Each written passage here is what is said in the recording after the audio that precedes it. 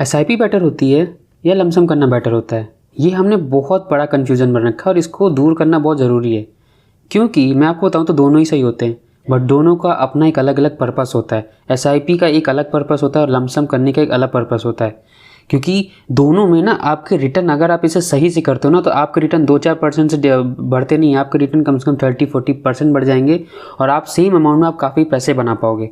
तो इसका डिफरेंस जानना आपको बहुत ज़रूरी है। तो अगर आप ये डिफरेंस जानना चाहते हो तो वीडियो को आखिर तक जरूर देखिएगा। और एक बोनस में ये बताऊंगा कि अभी कौन सा टाइम चल रहा है, अभी आपको एसआईपी करनी चाहिए या लमसम करना चाहिए, वो भी मैं इस वीडियो में बताऊंगा। होपफुली उससे आप काफ़ी पैसे बना पाओगे। तो अगर जानना चाहते हो तो वीडियो को आखिर तक जरूर देखना। तो चलिए वीडियो शुरू करते हैं। सबसे पहले एसआईपी का क्या मतलब होता है? एसआईपी का सिंपल सा फुल फॉर्म होता है सिस्टमैटिक इन्वेस्टमेंट प्लान, जिसमें आप पर मंथ थोड़ा थोड़ा पैसा on a regular basis market में इन्वेस्ट करते जाते हो, इररेस्पेक्टिव की मार्केट के क्या प्राइसेस चल रहे हैं। आप लगातार मार्केट में बाइंग करते हो, हाईज लोज एंड ये आप नहीं देखते हो, आप लगातार बस इन्वेस्टमेंट करते जाते हो। वहीं पे लमसम का मतलब क्या था? लमसम में आप एक कोई बड़ा अमाउंट एक बार की मार्केट में इन्वेस्ट कर देते हो, मार्केट की सिचुएशन को देखते हुए। मानिए अगर आपके पास आज 1 लाख रुपए, तो आप 1 लाख का अगर 1 लाख रुपए आज मार्केट में लगा देते हो तो वो लमसम हो जाएगा। लेकिन उसी को अगर आप 10,000 करके लगाते हो, 5,000 करके लगाते हो तो वो एसआईपी में आ जाएगा। तो ये दोनों का डिफरेंस था। लेकिन यहाँ पे ना डिफरेंस इन्वेस्टमेंट का नहीं आएगा, क्योंकि आप ऐसे भी 1 लाख रुपए इन्वेस्टमेंट कर रहे हो मानो, और वैसे भी आप एसआईपी से भी 1 लाख रुपए कर रहे हो। लेकिन डिफरेंस यहाँ पे टाइमिंग का आता है और बिहेवियर का आता है, क्योंकि एसआईपी एक पर्पस आप अगर थोड़ा एसआईपी का ना एक पर्पस होता है कि आपको थोड़ा सिक्योरिटी ज़्यादा देती है, लेकिन लमसम आपको थोड़ा सा रिस्क के साथ रिटर्न बहुत ज़्यादा देता है। तो हम जानने का ट्राई करते हैं कि क्या बेटर रहेगा। तो लमसम हम लोग क्या करते हैं? लमसम में हम लोग अपना एक बार में ही सारा पैसा इन्वेस्ट कर देते हैं मार्केट में। हम देखते हैं, अगर हमको लगता है, मानिए मेरे पास पैसे कुछ हैं ढेर सारे, तो मैं मार्केट की कंडीशन देखता हूँ और मुझे सही लगता है कि हाँ इस मार्केट में बाइंग ठीक है, तो मैं पूरा पैसा इन्वेस्ट कर दूंगा, तो उसे हम लोग लमसम कहते हैं। लेकिन इस बात ना इसमें सबसे बड़ा डर यही रहता है इस समय कि मानिए अगर मैंने मार्केट में एक बार में सारा पैसा लगा दिया और मार्केट उस समय सबसे हाई रही तो मुझे वही पैसा रिकवर करने में, मेरा पैसा मुझे रिटर्न देने में बहुत टाइम लग जाएगा। मानिए अगर आपने एकदम मार्केट के टॉप पे लमसम कर दिया ना, तो आपको कम से कम 3-4 साल तो कुछ रिटर्न ही नहीं आएगी और आपका पैसा उतने का उतना ही रहेगा और पैसा नीचे भी जाएगा, क्योंकि जब आप टॉप पे बाइंग अगर आपने लमसम कर दिया तो रिकवर करने में बहुत मुश्किल होती है। इसीलिए लमसम करते समय टाइमिंग का बहुत ध्यान रखना पड़ता है। वहीं पे अगर आप एसआईपी करो तो एसआईपी में कोई भी टाइमिंग का आपको ध्यान नहीं रखना पड़ता है।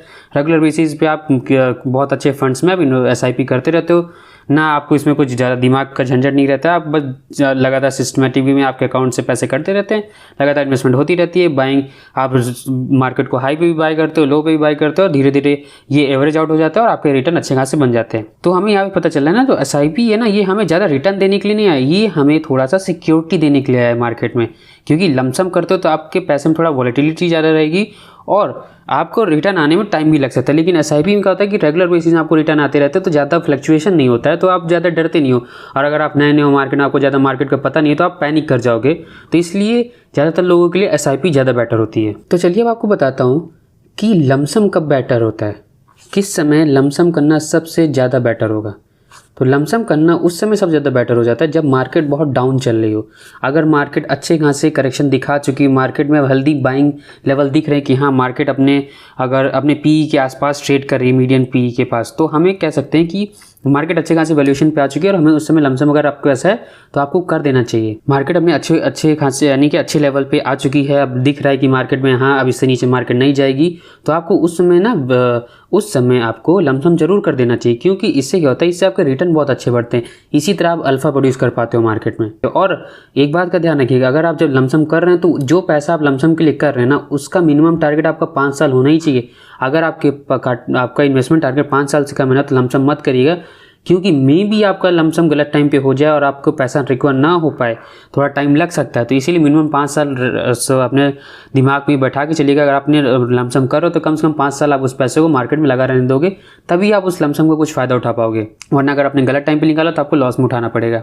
तो ये जो मैं क्यों बोल रहा हूँ कि मार्केट को हमेशा अगर डाउन है मार्केट में, तब आपको लमसम कर देना चाहिए। क्योंकि हिस्टोरिकल डेटा देखा जाए, अगर जितने भी आज तक हमने हिस्टोरिकल 20-25 साल का जितना भी डेटा हमारे पास अवेलेबल है, जितना भी स्टडी किया गया है, उसके हिसाब से हमेशा मार्केट ऊपर ही जाती है। ऐसा कभी नहीं हुआ कि मार्केट बहुत समय तक नीचे रही हो, मार्केट और लगातार ऊपर ही जाती है। बस थोड़ा सा मार्केट फ्लक्चुएट करती है, टाइम लेती है। तो इस समय अगर आप शुरुआत में ही लमसम कर देते हो, और क्योंकि अगर आपने लमसम कर दिया तो आपने अपने पैसे को मार्केट में ज़्यादा समय तक रखा। इसी को वॉरेन बफेट सर भी कहते हैं कि आपका मार्केट में टाइम, यानी कि मार्केट में आप कितना टाइम बिताते हो वो ज़्यादा जरूरी रहता है कि आप मार्केट को कितना टाइमिंग कर रहे हो।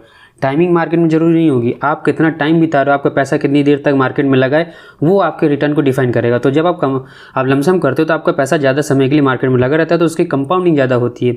तो इन सब केसेस में लमसम ज़्यादा बेटर रहता है। लेकिन अब मैं आपको बताता हूँ कि SIP कब बेटर होती है। SIP वहाँ पे बेटर होती है, मानिए आप रेगुलर सैलरी पर्सन, आपकी रेगुलर जॉब है, आप मार्केट को रोज़ देख नहीं सकती। जैसे मैं तो मार्केट रोज़ देखता हूँ, तो मैं लमसम करने पे ज़्यादा भरोसा रखता हूँ। लेकिन अगर आपकी सैलरी पर्सन हो, आप रोज़ मार्केट नहीं देख सकते और ज़्यादा आप प्रेशर नहीं ले सकते मार्केट को, तो आपके लिए SIP सबसे ज़्यादा, सबसे सेफर और सबसे अच्छा रिटर्न देने वाला ऑप्शन हो जाता है। और SIP तब ज़्यादा बेटर होती है ना जब मार्केट बहुत वोलेटाइल होती है और आपको मार्केट की ज़्यादा समझ नहीं होती।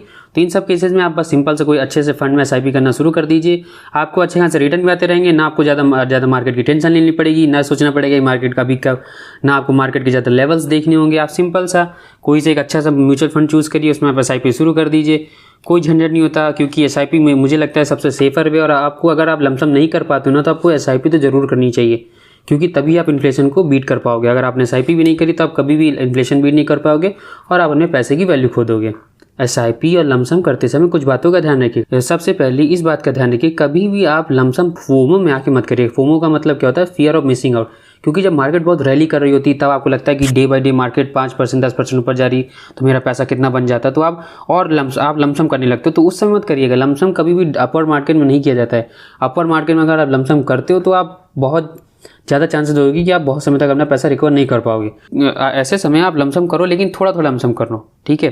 तो जो गलतियां आपको बिल्कुल अभी नहीं करनी है, जो कि आपको कभी नहीं करनी चाहिए लमसम SIP करते हैं, सबसे पहला, लमसम आप कभी फोमो में आके मत करिएगा। जब आपको मार्केट की लेवल्स अच्छे आते दिखें तभी आप लमसम इन्वेस्टमेंट करिएगा, वरना SIP बहुत अच्छा तरीका है।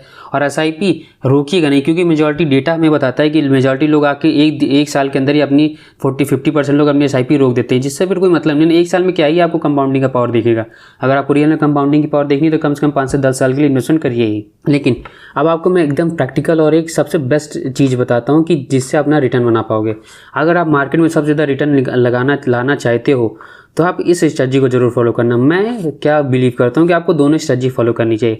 आप लमसम करते, आपको SIP और लमसम दोनों करना चाहिए। आप अगर मार्केट जब अपवर्ड ट्रेंड में चल रही तो आप धीमे धीमे आप क्या करो, अपर ट्रेंड में मार्केट है ना, तो आराम से धीमे थोड़ा थोड़ा पैसा मार्केट में लगाते जाओ, क्योंकि अपवर्ड में आप ज़्यादा अच्छी बाइंग नहीं कर पाओगे। तो आप धीमे धीमे इसमें SIP चलने दो और अपना जो लमसम है ना उससे रोक के रखो।